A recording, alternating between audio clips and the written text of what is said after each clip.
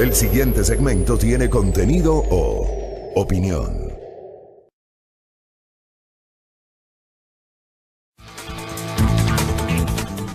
Seis con 21 en la mañana, gracias. Estamos cerrando la semana, cerrando el mes. Hoy es viernes y hoy es 31 de enero del año 2020. Cerramos el primer mes del año, un mes que se ha caracterizado por una serie de temas que ya los analizaremos más adelante. Estableceremos en minutos un contacto vía videoconferencia con Andrés Seminario para hacer una valoración de la coyuntura política y sobre todo de los movimientos preelectorales. Así que esa parte nos vamos a reservar justamente para el desarrollo de nuestra primera entrevista de la mañana. Y es fundamental cerrar la semana con algunos elementos ocurridos en las últimas horas. Tengo anotados algunos temas para comentar, pero empecemos por la decisión adoptada ayer por la Corte Nacional de Justicia respecto de la situación de la ex vicepresidenta y ex legisladora María Alejandra Vicuña. A mucha gente le cayó muy mal que a la ex asambleísta y ex vicepresidenta la sentencien a solo 1 año de prisión. Mucha gente no conoce las cuestiones de fondo de este proceso. Muchísima gente no analiza y no valora los temas asociados al contenido de la legislación penal, lo que significa la presentación de atenuantes que son valorados conforme señala la ley y la propia Constitución para establecer una pena contra una persona que ha sido procesada. Y todo esto ocurre por una simple razón. Hay un afán desmedido, justificado también, que decirlo, de justicia. Yo creo que la gran mayoría del pueblo ecuatoriano quiere justicia. Hay un segmento de la sociedad que quiere venganza, que no es lo mismo. Justicia sí, venganza no. He señalado en varias ocasiones en estos micrófonos y he compartido este comentario con ustedes, amables oyentes y televidentes, que yo soy de los que siente que ahora mismo lo que está ocurriendo a nivel judicial está más asociado a la venganza que a la justicia. Y digo esto cuando no se respetan presupuestos básicos del derecho, como el debido proceso, la presunción de inocencia y el derecho a la defensa. Vicuña ha sido sentenciada, e insisto, la sentencia de apenas 1 año cayó muy mal a un buen segmento de la sociedad. Hubo, por ejemplo, voces que cuestionaron al juez ponente de este proceso. Este proceso pasó de un juez a un tribunal y este tribunal no está integrado por 1 sino por 3 jueces y hay un juez ponente. El doctor Marco Rodríguez, en su condición de juez de la Corte Nacional de Justicia. Lo que no dicen esos críticos de la sentencia de ayer, y quienes hablan no va a ser una valoración respecto a la culpabilidad o inocencia de la mencionada exfuncionaria, sino simplemente quiero poner en contexto las incoherencias con las que muchas veces se maneja el discurso político y el discurso mediático. El juez Rodríguez, si bien es cierto es el juez ponente, está acompañado de 2 jueces más dentro del tribunal. Un tribunal se integra por 3 jueces de la Corte Nacional de Justicia. Y dentro de ese tribunal está la doctora Daniela Camacho, quien en cambio ha sido largamente felicitada por múltiples sectores del país por su actuación en el caso Sobornos 2012-2016. En la etapa anterior al llamamiento a juicio, proceso que debía comenzar el día de hoy, pero por pedido de una de las partes de la defensa de uno de los procesados, ese juicio ha quedado diferido para el próximo lunes 10 de febrero a partir de las 8 de la mañana. Pero en el caso de Vicuña, la decisión del juez no fue exclusiva de él, es una decisión del tribunal, y en ese tribunal forma parte la doctora Daniela Camacho. Las críticas generadas el día de ayer se sustentaron básicamente en cuestionar al mencionado juez. Incluso hubo quien en su momento recordó algún fallo generado por el mencionado juez en el pasado. pero no se centran en que fue una decisión de un tribunal y no solamente de un juez, y que en ese tribunal está una jueza que en cambio ha sido felicitada por algunos sectores por su actuación en otro caso. ¿Por qué cito todo esto? Porque una vez más las cosas se las mide dependiendo de quién las haga y dependiendo de qué haga. Y si me gusta o no me gusta la decisión que adopte esa persona. Aquí no hay una valoración objetiva de las cosas. Aquí se cuestiona o se analiza o se felicita de acuerdo a las conveniencias de cada uno. Eso es lo que está ocurriendo en el Ecuador. Ahora bien, vamos a lo de fondo. María Alejandra Vicuña ha sido sentenciada por un tema totalmente cuestionable. Tiene que ver con el manejo de los denominados diezmos. En la función legislativa del Ecuador, amable audiencia, es un secreto a voces que a lo largo del tiempo ha habido legisladores que, so pena de mantener en sus puestos al personal que está a su cargo, les piden una contribución económica de sus salarios para financiar sus actividades privadas o sus actividades políticas. Ese es un secreto a voces, señores y señoras. Con base en ese secreto a voces, en el segundo semestre del año 2017 empezaron a aparecer una serie de presunciones, 2018, perdón, en el segundo semestre del año 2018. Empezaron a aparecer una serie de presunciones que se tradujeron inclusive en denuncias contra determinados legisladores. La Asamblea Nacional, en un intento por autodepurarse, sancionó a una legisladora, a una. Había una serie de denuncias, pero solamente se procesó a una legisladora, Norma Vallejo, por el caso de los diezmos. Figura que no existe como infracción en la Ley Orgánica de la Función Legislativa, por lo cual Norma Vallejo fue destituida de su condición de legisladora por otra causal, a partir de una grabación que se difundió ampliamente en el proceso que se desarrolló a nivel legislativo y fruto de lo cual la ex asambleísta Norma Vallejo fue enjuiciada en la Administración de Justicia. Pero el caso de Norma Vallejo no fue el único. El legislador Fabricio Villamar se apersonó del tema y presentó una denuncia con su propia firma de responsabilidad ante la Fiscalía General del Estado para que se investigue alrededor de 18 o 19 legisladores que habrían incurrido justamente en esta práctica totalmente deleznable, cuestionable, condenable, criticable, en algunos casos hasta asquerosa, y permítame el uso de la palabra, de cobrar a sus trabajadores recursos para mantenerlos justamente en los cargos. Esas investigaciones hasta el sol de hoy no han avanzado en la Fiscalía General del Estado, o al menos no tenemos conocimiento alguno sobre eso.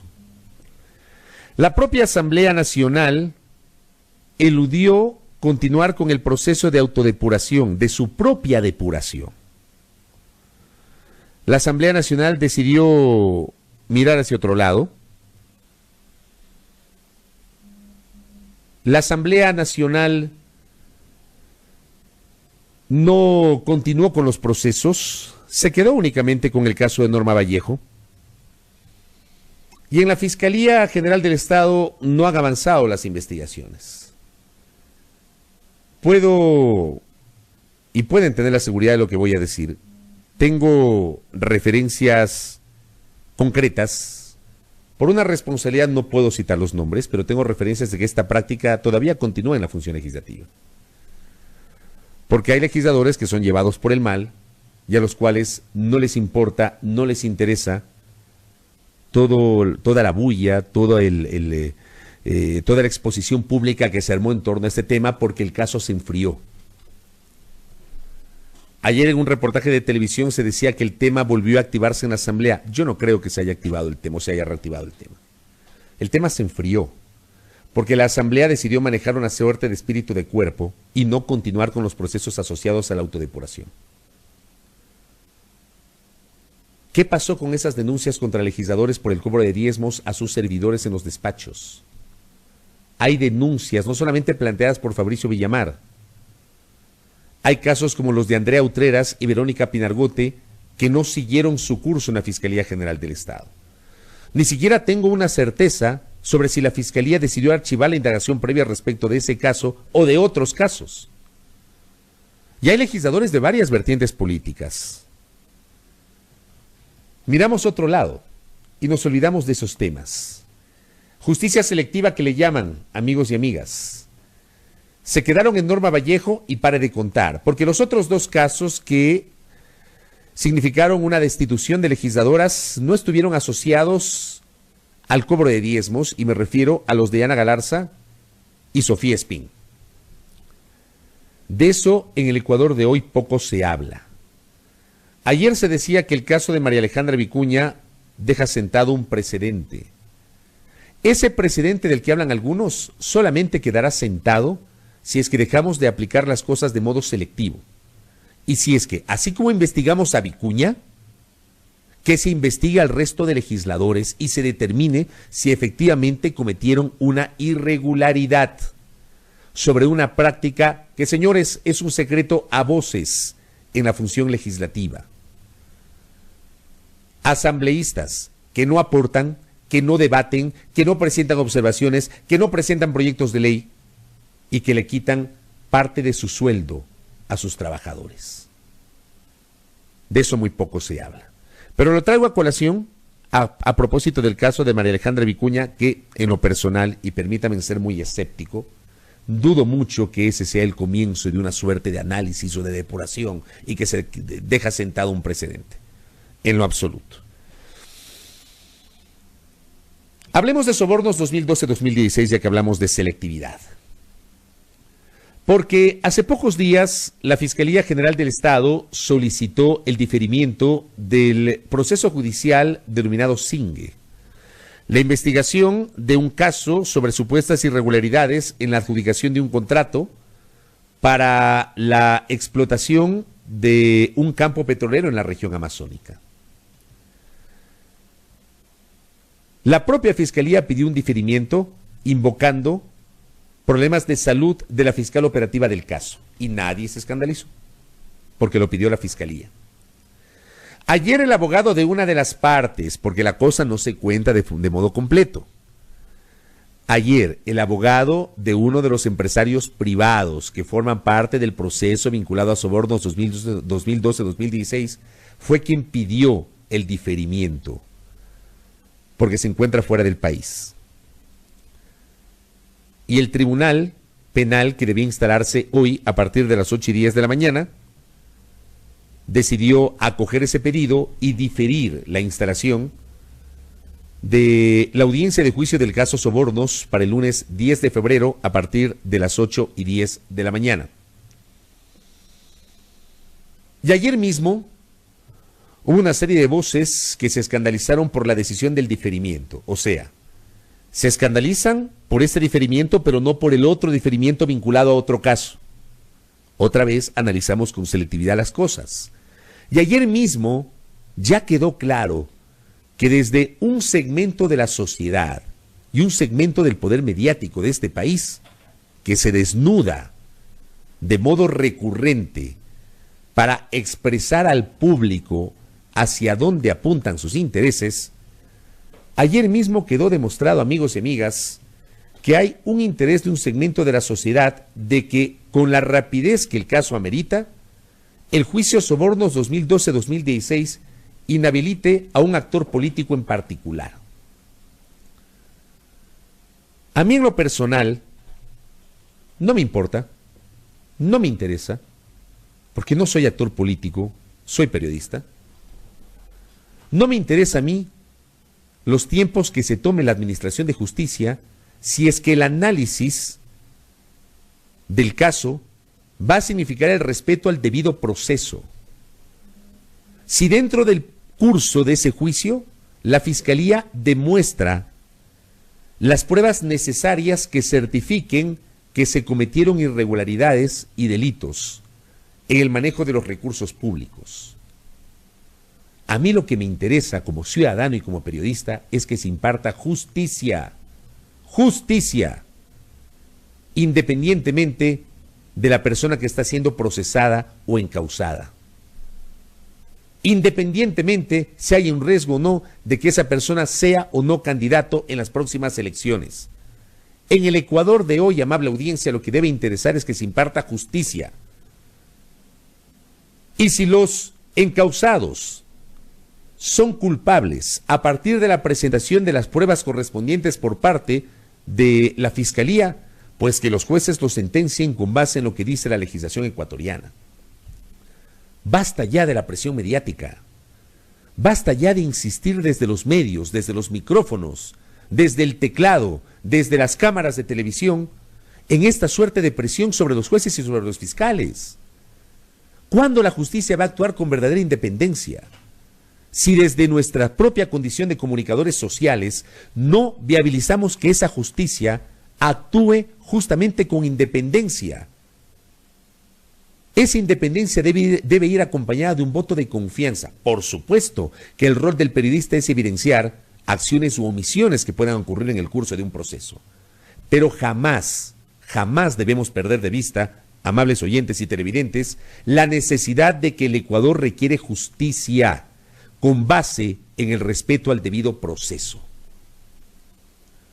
A mí me escandaliza que se pretenda acelerar las cosas simplemente por anular a un actor político en particular. Actor político que, por cierto, no puede ser candidato a la presidencia de la República, ¿eh? Porque hay, evidentemente, gente que lo ata directamente a las próximas elecciones y que incluso lo calcula como candidato presidencial. Y me refiero a Rafael Correa. Y no es una defensa a Correa, porque enseguida vendrán las etiquetas. Esto no se trata de defender a Correa o a cualquiera. Esto se trata de exigir el debido proceso y el respeto a lo que dicen las leyes.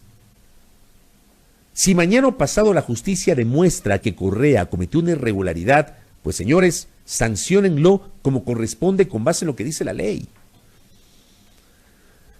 Pero a mí sí me escandaliza el apuro que tienen algunos sectores porque este proceso concluya rápido para anular totalmente a este actor político e impedir su participación en las próximas elecciones.